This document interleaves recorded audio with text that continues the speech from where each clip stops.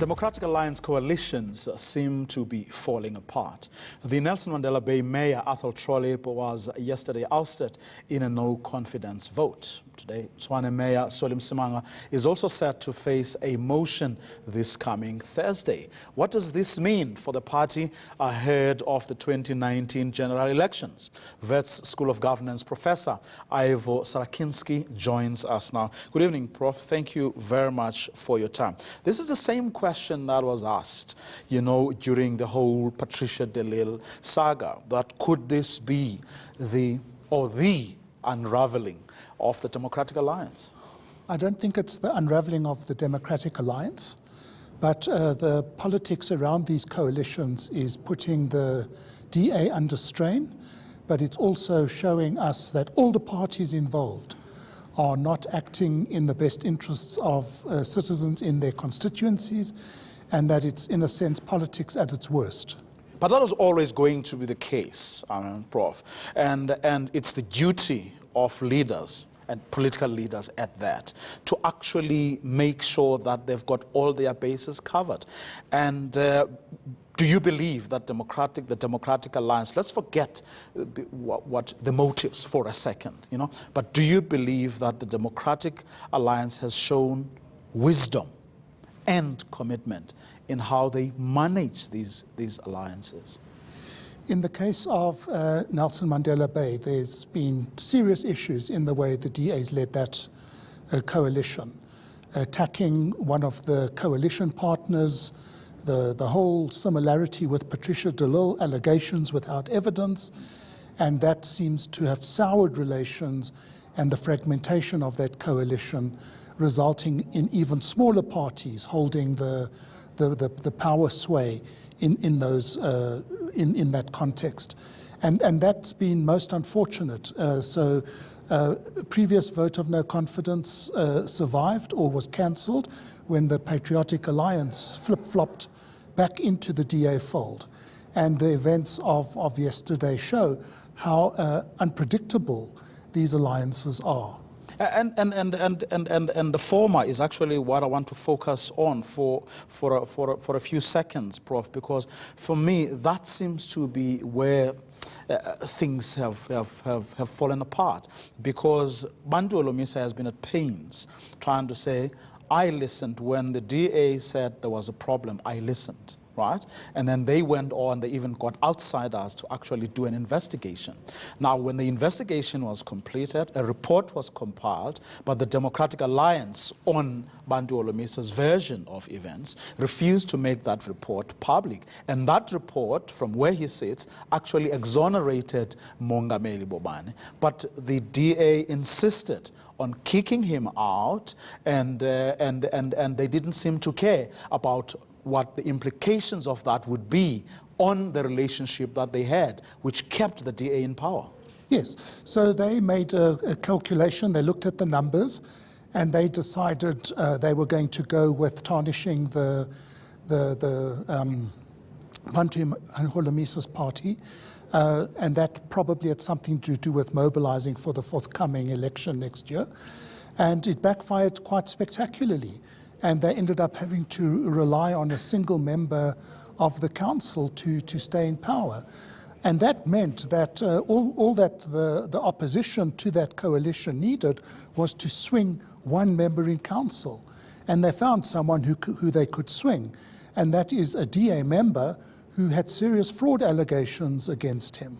Now, if Kenneth Meshwe, the leader of the ACDP's tweet today is anything to go by, not only are they prepared, to tarnish the image of their alliance or coalition partners, but they are a very ungrateful party. He was pointing out that they have been forgotten, the ACDP and COPE, as people who actually kept the DA in power. He was lamenting that. Yes.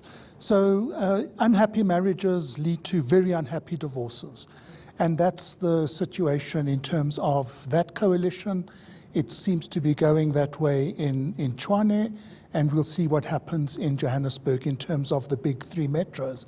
And it's a real problem in terms of how coalition party works, coalition parties work at local government level in particular, because there are no rules, there's no structure. It's pure political expediency.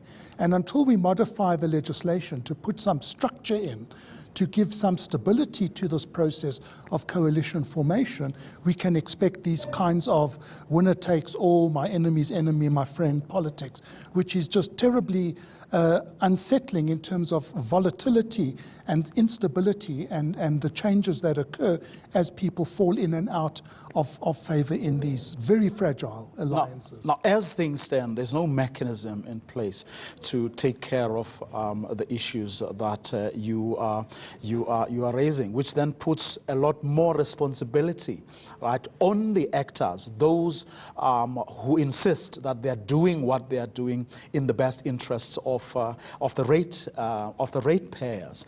Because then, whatever one may say about the motives, of the one councillor parties, that go to bed with these bigger parties, the bigger parties, one could argue, have an even bigger responsibility to make sure that these coalitions don't fail, or at the very least, the interests of the people are not run roughshod over.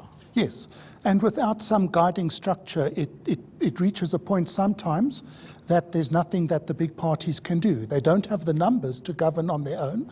They're absolutely reliant on smaller parties, and you have these dynamics. And that's why these coalitions are so volatile, as we've seen. And it's a problem going forward. It's not going to change. The real concern is that if this dysfunctionality continues, the MEC at provincial level is empowered to intervene. And we would really not want to go that route in terms of interference from above, because that just adds another set of political complications to a very, very unfortunate situation.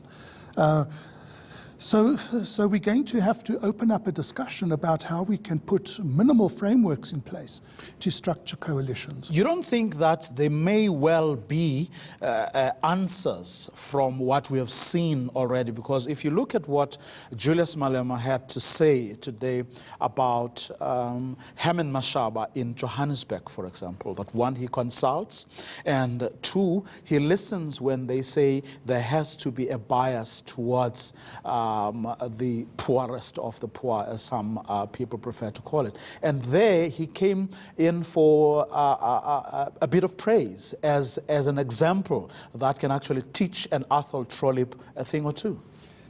That is a possibility, and we'll have to take Julius Malema at his word on the constructive relationship that he does have with Mayor Mashaba. We don't know. Those things aren't played out in public. It's private conversations.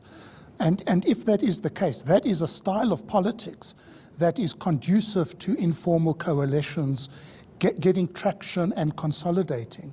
But again, it's volatile, and the EFF have shown their flip-flopping tendencies. And if a political opportunity comes to get support, or to embarrass, or to get advantage, or to get into public office through an alliance with the ANC, they could easily ditch that relationship and move on. And that's why we need something to stabilize that situation. Quickly, Prof, we've run out of time. Do you see the Democratic Alliance actually doing something, or re-strategizing and looking at this thing afresh and doing better than it's doing at the moment? They're going to have to win the court case to get Athol Trollip back in office, and they're going to have a serious conversation with him about his ability to engage and listen and compromise and build alliances.